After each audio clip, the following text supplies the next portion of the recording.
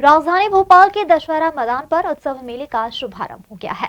मुख्यमंत्री डॉक्टर मोहन यादव ने शनिवार की शाम को भोपाल मेले का विधिवत शुभारंभ किया। मुख्यमंत्री ने कहा कि राज्य सरकार मेलों और उत्सव संस्कृति को प्रोत्साहित करेगी, जहां प्राचीन मेला हमारी संस्कृति का हिस्सा है। मुख्यमंत्री डॉक्टर मोहन यादव शंखवादन की ध्वनियों के बीच जनप्रतिनिधियों के साथ गणेश वंदना में शामिल हुए। मुख्यमंत्री डॉक्टर मोहन यादव ने आकाश में गुब्बारे छोड़ते हुए मेले का शुभारंभ किया। मुख्यमंत्री ने कहा कि मेले के आयोजन से संबंधित सुझावों पर राज्य सरकार द्वारा आवश्यक कदम उठाए जाएंगे। प्रधान संस्कृति है और ये बात सही कि इस मेले उत्सव के माध्यम से हम अपने जीवन के आरोह अवरोह कई प्रकार की दुनियादारी में लगे रहते हैं, लेकिन यहाँ करके हम सब इस रंगारंग रोशनी और आनंद में खो जाते हैं। और ये मेले लगाने के लिए लगने और लगाने वाले के दोनों के कष्ट भी अलग प्रकार के हैं, इसलिए हमने तो कोशिश की है। पहले हमारी सरकार ने मेला विकास प्राधिकरण का गठन किया।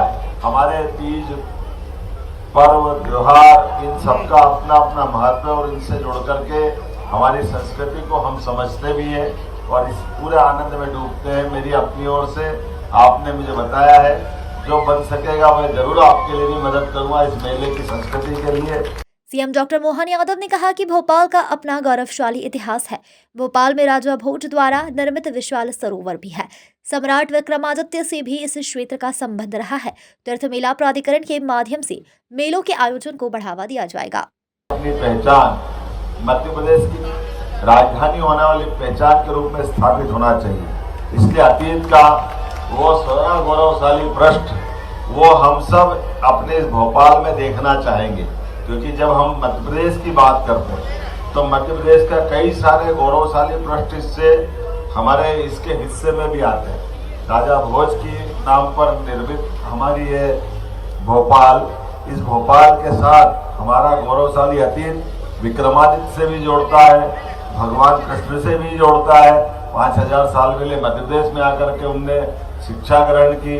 भगवान ने वनवास काल अगर अयोध्या के बाद निकल करके कई समय बिताया तो चित्रकूट धाम में बिताया, और रानी दुर्गावती से लेकर अहिल्या माता तक ऐसी वीरांगना भी हमारे यहाँ इस मध्य प्रदेश की धरती से देश और दुनिया में जानी गई है।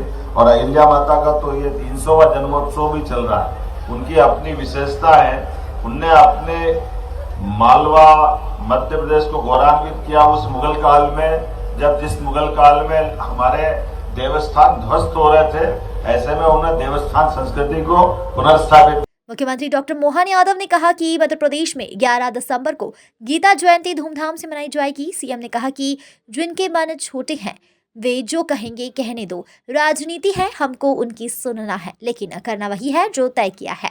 अगर कंस को मारने के बाद उज्जैन नहीं आते, उनकी शिक्षा दीक्षा अगर नहीं होती, तो गीता जैसे पवित्र ग्रंथ की शायद शंका थी हमारे मन में कि क्या होता है। तो हमने तय किया गीता जयंती भी धूमधाम से मनाएंगे। 11 दिसंबर को गीता जयंती होगी। अरे गीता का पवित्र ग्रंथ जो सदैव कर्मवाद की प्रेरणा देता है, वो इससे बच सकता है। ऐसे में जिनके मन छोटे हैं वो जो कहेंगे कहने दो।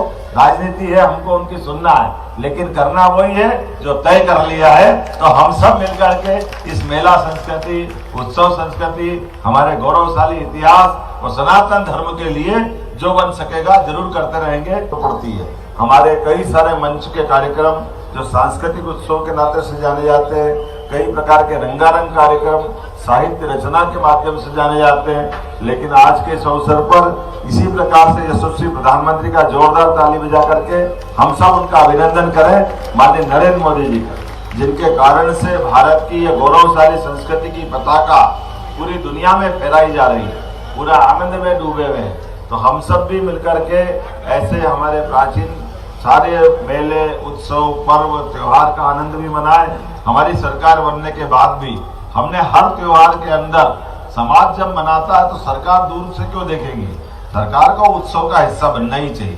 भोपाल उत्सव मेला शुभारंभ के गरिमामय कार्यक्रम में महापौर मालती राय, निगम अध्यक्ष किशन सूर्यवंशी, समिति के उपाध्यक्ष द्रविजय अग्रवाल आदि मौजूद रहे।